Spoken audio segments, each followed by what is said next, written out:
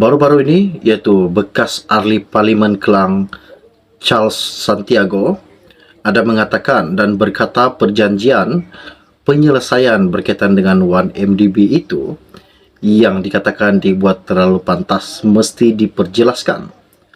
Dan Charles Santiago juga menggesa Tengku Zaprul Abdul Aziz dan Peguam Negara Idrus Harun dan bekas Perdana Menteri ke-8 Malaysia Tan Sri Muhyiddin Yassin mendedahkan semua butiran berkaitan dengan penyelesaian yang dicapai pada tahun 2020 tersebut. Dan yang mengejutkan lagi buat seluruh rakyat pada hari ini, seorang bekas ahli parlimen menggesah bekas Perdana Menteri dan seorang menteri dan peguam negara agar mendedahkan sepenuhnya semua perkara yang membawa kepada perjanjian penyelesaian antara kerajaan dengan Goldman Sachs hampir 3 tahun lepas. Wow. Adakah ini salah satu petanda bahawa Tengku Zaprul bakal didakwa di Mahkamah Tinggi? Dan adakah ini juga bahawa salah satu petanda di mana Tengku Zaprul bakal dipecat dalam kabinet kerajaan Anwar? Jika Tengku Zaprul terlibat dalam kes pengubahan terbabit dengan Tan Sri Muhyiddin Yassin, ini satu kejutan yang amat-amat luar biasa. Wow. Okey, baiklah. Sebelum saya meneruskan isu yang menggemparkan buat seluruh rakyat Malaysia pada hari ini, mohon kiranya pertimbangkan, tolong tekan butang subscribe dan sharekan video ini. Baru-baru ini dalam satu media ada mengatakan bahawa Charles Santiago sendiri mengatakan bahawa Tengku Zaprul dan Idrus Harun dan Muhyiddin Yassin harus mendedahkan semua butiran yang berkaitan dengan penyelesaian yang telah dicapai pada tahun 2020.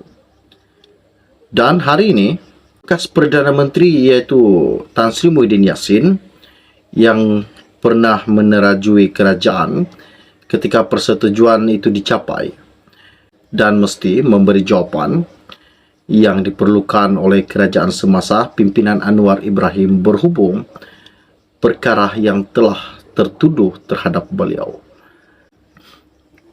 Mungkin ramai yang telah tahu bahawa Tan Sri Muhyiddin Yassin lepas dari kes hukuman penjara disebabkan keikat jaminan beliau sebanyak 2 juta ringgit.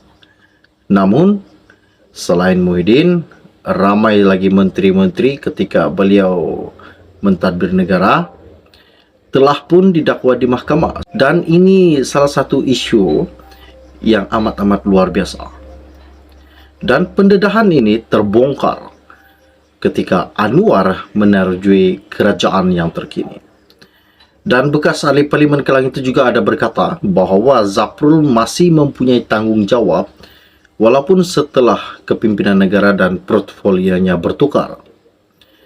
Dan Zaprul selaku Menteri Kewangan dalam pentadbiran Tan Sri Muhyiddin Yassin, dan kini Zaprul adalah seorang Menteri Pelaburan, Perdagangan dan Industri dalam Kerajaan Perpaduan yang dipimpin Anwar Ibrahim.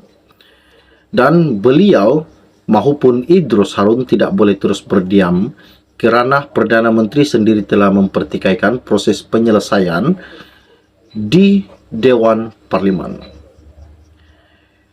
Seperti yang telah dinyatakan bahawa Idrus telah dilantik menjadi Peguam Negara ketika Muhyiddin sebagai Perdana Menteri pada Mac 2020 dalam wawancara dengan Bloomberg TV pada Januari lalu. Anwar membantah tindakan bank pelaburan berpangkalan di New York untuk menggunakan kuasa kewangannya untuk menetapkan syarat. Dan Santiago juga berkata, sejak 3 tahun lepas wujud rasa tidak puas hati berhubung perjanjian penyelesaian tersebut dibelenggu rahsia. Sedangkan Anwar dan pengurusi pasukan petugas 1MDB Johari Ghani telah mempertikai betapa pantasnya ia dirunding serta dipersetujui. Dan Zafrul dan Idrus tidak boleh terus berdiam diri berhubung kes tersebut.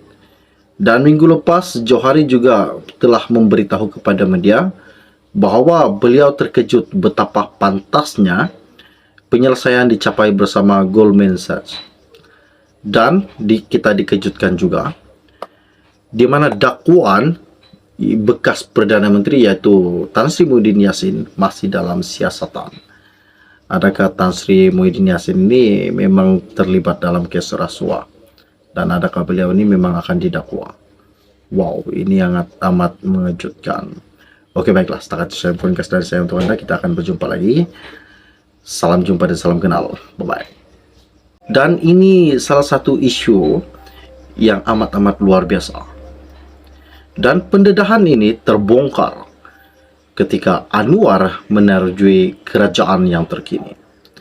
Dan bekas ahli Parlimen Kelang itu juga ada berkata bahawa Zafrul masih mempunyai tanggungjawab walaupun setelah kepimpinan negara dan portfolionya bertukar. Dan Zafrul selaku Menteri Kewangan dalam pentadbiran Tan Sri Muhyiddin Yassin, dan kini Zafrul adalah seorang Menteri Pelaburan, Perdagangan dan Industri dalam Kerajaan Perpaduan yang dipimpin Anwar Ibrahim. Dan beliau maupun Idrus Harun tidak boleh terus berdiam kerana Perdana Menteri sendiri telah mempertikaikan proses penyelesaian di Dewan Parlimen. Seperti yang telah dinyatakan bahawa Idrus telah dilantik menjadi Peguam Negara ketika Muhyiddin sebagai Perdana Menteri pada Mac 2020 dalam wawancara dengan Bloomberg TV pada Januari lalu. Anwar membantah tindakan bank pelaburan berpangkalan di New York untuk menggunakan kuasa kewangannya untuk menetapkan syarat. Dan Santiago juga berkata, sejak 3 tahun lepas wujud rasa tidak puas hati berhubung perjanjian penyelesaian tersebut dibelenggu rahsia. Sedangkan Anwar dan pengurusi pasukan petugas 1MDB Johari Ghani telah mempertikai betapa pantasnya ia dirunding serta dipersetujui. Dan Zafrul dan Idrus tidak boleh terus berdiam diri berhubung kes tersebut.